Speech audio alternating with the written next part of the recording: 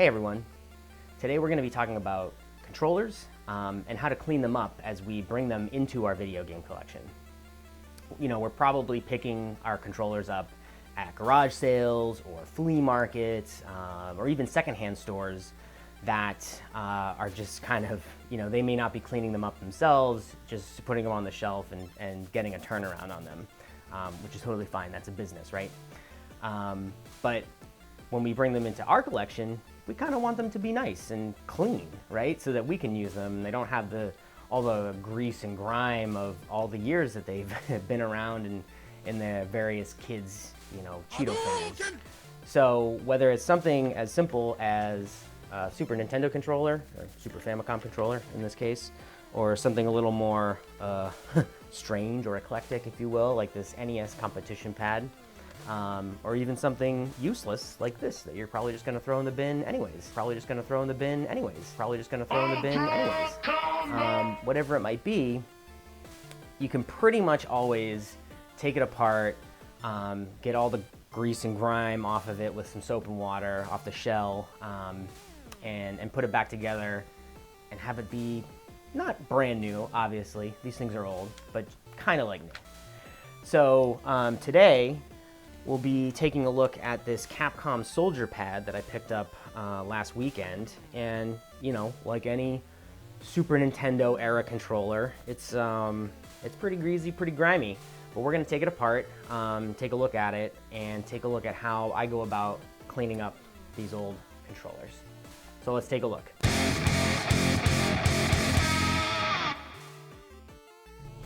Okay, so here we are with our Capcom Pad Soldier. Pretty cool little thing, as you can see. Basically, Super Nintendo controller. Got your left and right bumpers as buttons here. I mean, it's very much designed for fighting games, I would imagine, but there you go, nonetheless. So, as I was taking a look at this, I noticed, I think someone has been here before me, because this is a little recess for a screw. I don't know if you can see the screw down in there, but it looks like there was like something to fill the gap here. Probably made it more comfortable holding it. You have your finger on it, but at any rate, you can still see if someone cleaned this, they did not do the best job. So we're gonna do better. I have not taken apart one of these before, but we'll see how we do. Looks simple enough. It looks like there's four screws. I've got a little magnetic pad over here, so I don't lose any of my screws, but let's go ahead and take these 4 screws out.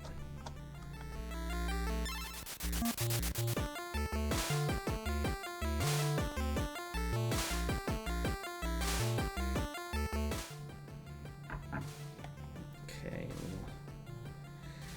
now that we've got those out, we'll give this a little pop open. I think this is gonna have there's 2 planes where the buttons are, so I think it'll be 2 separate PCBs, but let's find out. Ooh, it's a little tough. There we go. Aha!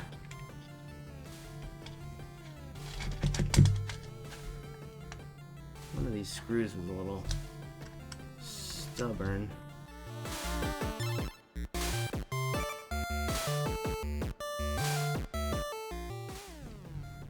There we go.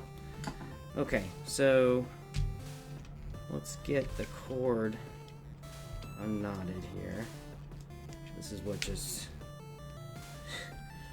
yank protection, if you will, wrapping it around these posts. So there's the bottom half of our shell.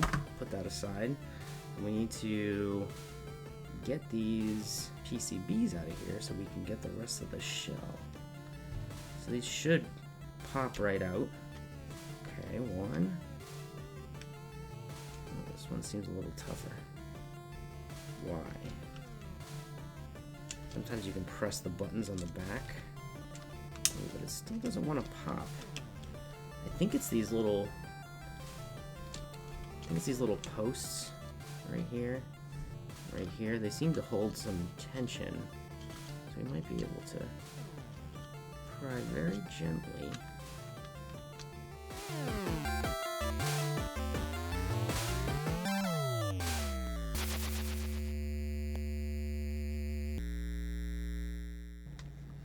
We can get these pieces out of this side. So we're gonna wash all these little pads. We're gonna wash our little D-pad here. And it looks like this gray circle here is its own piece. So we can try and, yeah, pop that through. We'll give that a scrub. So that's good.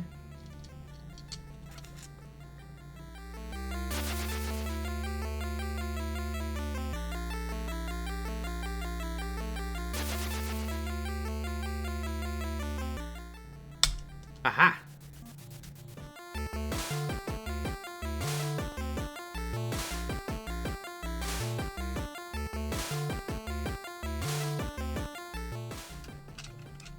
Just really don't want to break that post. That's the only thing. I really love for it to. Hey, there we go. So you can see the little pads, capacitive pads that complete a circuit when the button pad touches it. So we just put the electronics aside over here, and then you can see all the rest of these little button pads. We're gonna wash all these, all of our little button pieces here. You can see a lot of the junk that's already fallen out of this. So like I said, whoever tried to get in before was not terribly successful. So there you go. Now it's apart, so we'll take it down to the sink to get some soap and water on this bad boy.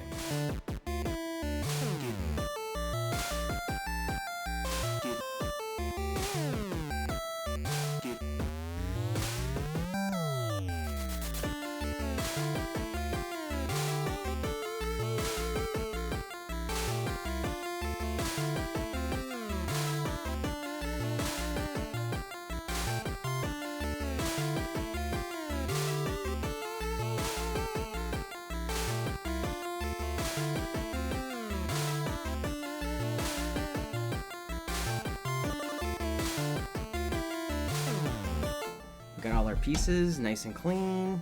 Gave them a good scrub. Really tried to get all the grime out of all the nooks and crannies, out of the Capcom logo there. So it's super clean now. Feels fresh, and we're gonna put it back together. All right, here we go.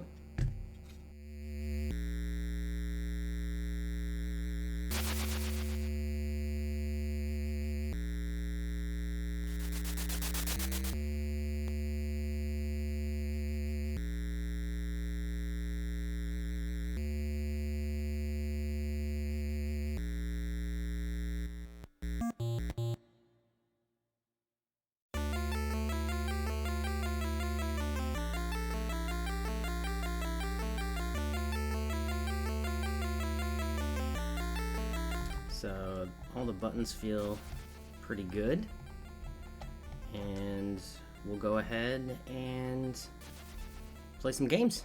So gotta have a Capcom game for a Capcom controller.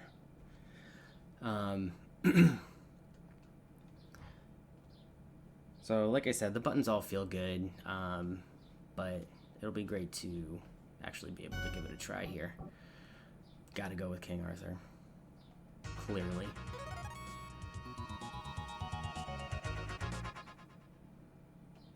Here we go.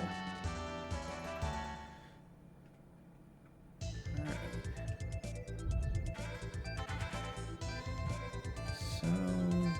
So far it seems good. It's responsive. It does what it's supposed to.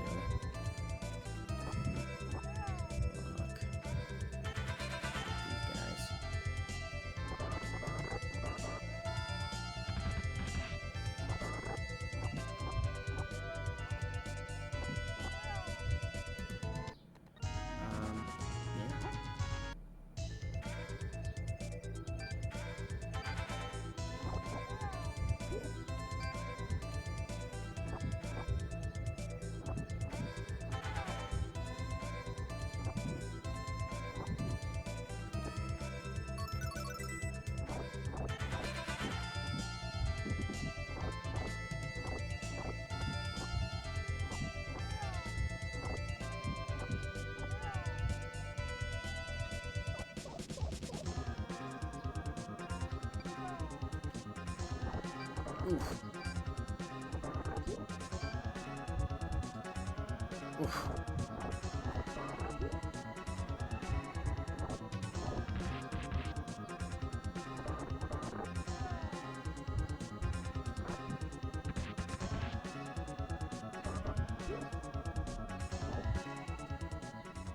Oh no.